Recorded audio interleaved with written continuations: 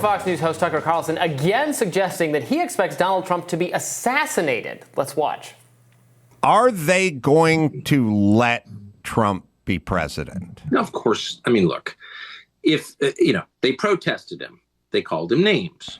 He won anyway. They impeached him twice on ridiculous pretenses.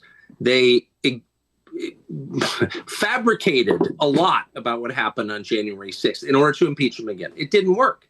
He came back. Then they indicted him. It didn't work. He became more popular. Then they indicted him 3 more times. And every single time his popularity rose. So if you begin with criticism, then you go to protest, then you go to impeachment, now you go to indictment, and none of them work, what's next? I mean, graph it out, man. We're speeding toward assassination, obviously, and no one will say that, but I don't know how you can't reach that conclusion. You know what I mean? Like, they have decided, permanent Washington, both parties have decided that there's something about Trump that's so threatening to them, they just can't have him. Okay, this is bonkers. I flagged this immediately after Donald Trump and Tucker Carlson did that sit down, that counter programming to the GOP debate. And the first exchange of questions that went on for an uncomfortably long period of time was a series of questions about Jeffrey Epstein, which Tucker Carlson said he was asking. Do you believe that he killed himself? He says, I'm asking these questions, Donald Trump, because I think that he was killed because of his politics, because of what he could reveal about all these important people in the world. And I think that you might also have a target on your back. I think we have a bit of that clip. Let's watch it. Do you think it's possible that Epstein was killed? Oh, sure, it's possible. I mean, I don't really believe. I think he probably committed suicide. He had a life with, beautiful homes and beautiful everything. And he, all of a sudden, he's incarcerated and not doing very well. I would say that he did, but there are those people, there are many people, I think you're one of them, right? But a lot of people think that he was killed. He knew a lot on a lot of people. He was killed. You think so? I think the closer you look, I'm not a conspiracy person at all. I believe everything I hear.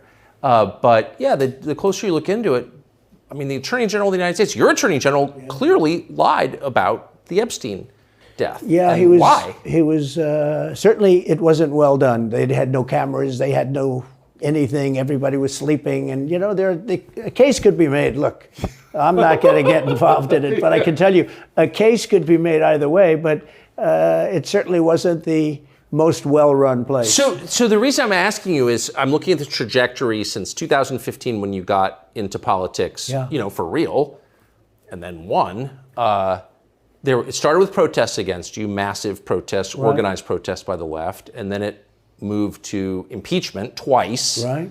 And now indictment. I mean, the next stage is violence. Are you worried that they're going to try and kill you? Why wouldn't they try and kill you, honestly? They're savage animals. They are people that are sick, really sick. Okay, so why wouldn't they try to kill you? Why wouldn't somebody try to kill you? A bunch of questions about why wouldn't someone try to kill you? And now doubling down on this line of inquiry with his other host saying, I think they're going to kill him. I think I'm going to kill him. This feels like, look, I'm no big fan of Donald Trump, but this makes me uncomfortable. This feels like kind of, dare I say it, stochastic terrorism. But Tucker Carlson is bringing up, trying to incept into everybody's minds the idea of assassinating Donald Trump. I think he's suggesting, and you can agree or disagree with this, that Donald Trump obviously melted the brains of a lot of people to thinking that he's the great Satan. And there has been an escalation in, obviously, you're well within your rights to protest him. You're well within your rights to think that the conduct he engaged in is worthy of impeachment or indictment, conviction, etc. But it is an unprecedented level of opposition to this man and his rule. And Tucker suggesting, what more do you escalate to? Now, I don't actually think there are plots to kill Donald Trump, and it is reckless to suggest otherwise. It is reckless to suggest. It is reckless to suggest.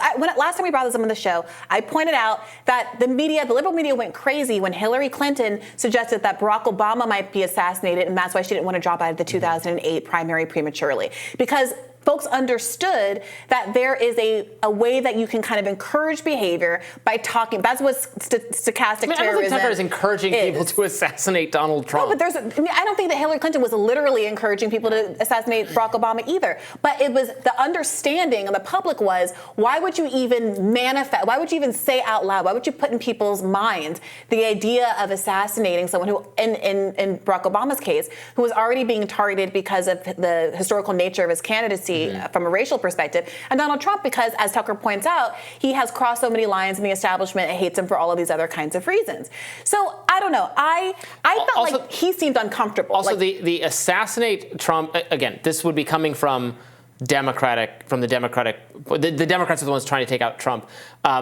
Democrats are not like vigilantes right now in our current like political understanding. The Democrats are the ones who want to follow rules and experts and establishment and mainstream to the end of time. So they're not going to assassinate Donald Trump. They're going to subject him to bureaucratic processes until it drags him into the ocean. That is their modus operandi. It's not like the vigilante's going to come and take him out is like a right-wing fantasy of how right-wing people take care of things. But he's a right-wing person.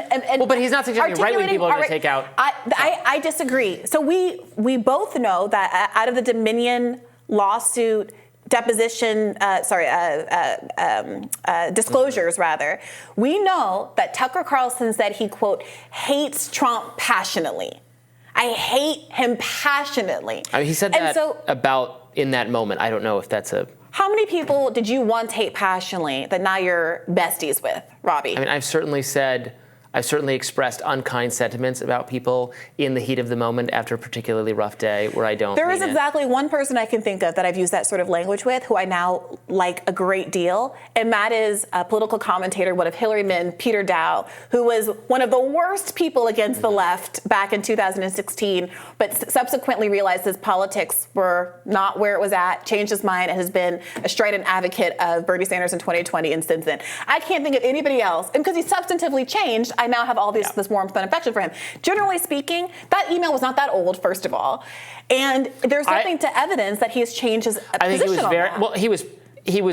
He was supportive or warm toward Trump or a lot of Trump policies before. I think he was. I don't know. I think he was deeply. Hold on. I think he was deeply frustrated with the things Trump said and did in the election vicinity that harmed Trump and his ideas and the conservative movement, and that was extremely frustrating for people who actually care about the future of the Republican Party and conservative ideas. Okay, well, to watch Trump just embarrassing himself and everyone else, and just putting himself in like a future unwinnable position, and putting the entire movement in a future unwinnable position. Well, Trump's still doing all of those things. He's still doing election denialism. He's doing it on Tucker's show with no pushback. But what we know from those same Dominion disclosures is that Tucker Carlson, despite having that private position about Donald Trump, understood that it was good for business to be friendly with Trump. And so he, in fact, castigated other employees of Fox News for saying anything critical of Donald Trump, even though he shared their underlying view that he hated him passionately. So now, all of this is in the background of my head as I'm watching Tucker and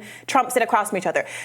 Trump, say what you want about him, he's a very savvy media figure. He knows what Tucker Carlson said about him. He knows. And he is a vain guy who does not like to be talked down to. And so I felt like there was tension between them during that interview.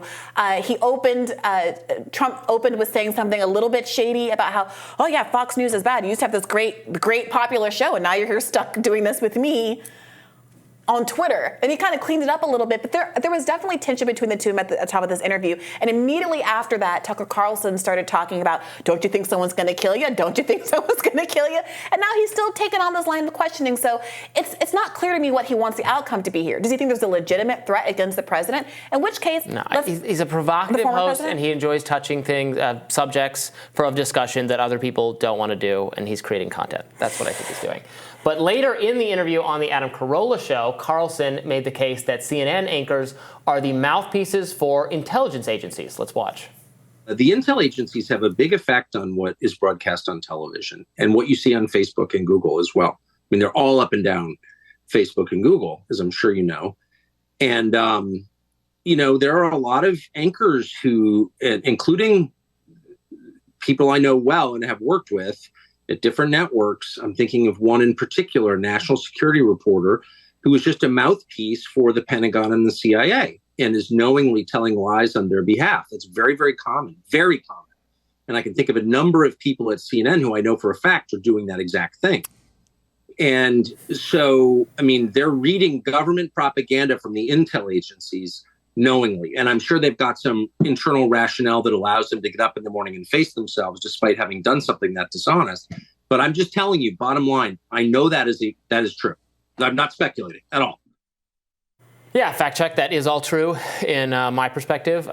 We've seen the influence of the intelligence community on the discourse on social media, and then also just in the discourse in the actual media, that all their experts are intelligence officials. The people who staff panels on CNN and MSNBC are increasingly national law enforcement advisors, national security perspective people, and that is the intensely anti-Russia or Cold War mentality that is now so at home on mainstream news is just worth denouncing. And the fact that the intelligence agencies, the deep state as it were, so entrenched in corporate media, it speaks to their power, right? And historic assassinations, have been tied to those in leadership who are willing to really challenge the core of that power.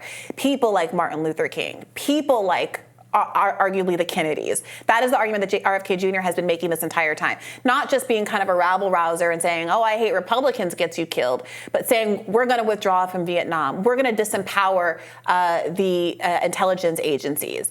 That's what gets you a target arguably on your back. Obviously, they're not exactly disclosing their role in these kinds of assassinations and encounters. But I'm not sure that we can credibly make an argument that Donald Trump has exactly gone that far. I will say that he obviously has changed the discourse and helped to move the Republican Party from the hawkishness that typified it before the Trump era. But I think there are limits to the extent to which he's been willing to challenge the blob. Massive limit. Donald Trump is the best thing for the deep state, or whatever you want to call it, because though he rails against it, he took no steps to dismantle it. He's opposition to it, but it's a controlled opposition because that's why he's safe. Not because he's controlled, but because he's not actually going to follow through on any of it. That's why I think he's safe. Despite what Tucker Carlson might be hoping, I don't know. Despite all of his prognostications. Was that Tucker up on the grassy knoll? No, it's just Tucker. It was Ted Cruz. He paid the guys to stay. This is a joke, obviously. But stay safe, Donald Trump. Stay safe. Stay safe, bestie. We'll have more Rising for you right after this.